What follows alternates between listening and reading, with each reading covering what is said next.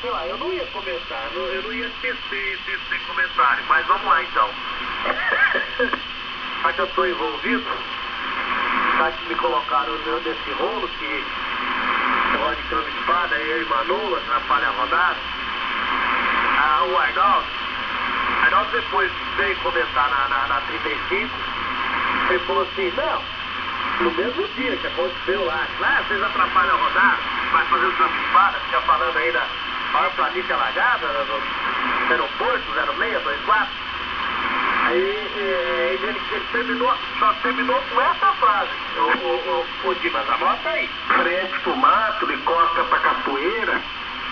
Tem tudo isso aí. Tá vendo? Você tá até lembrando o que você falou mesmo. Foi até bom você dizer isso.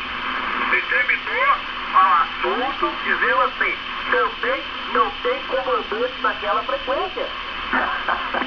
O pessoal fica lá, oi comandante, ó comandante. E que comandante é esse? Que não comanda aquilo lá. Porque terminou desse jeito, viu?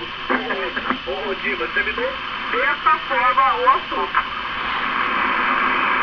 O que eu quero colocar você contra ele contra você. Porque, olha, pelo amor de Deus, hein? Pelo amor de Deus, nunca passou isso pela minha cabeça.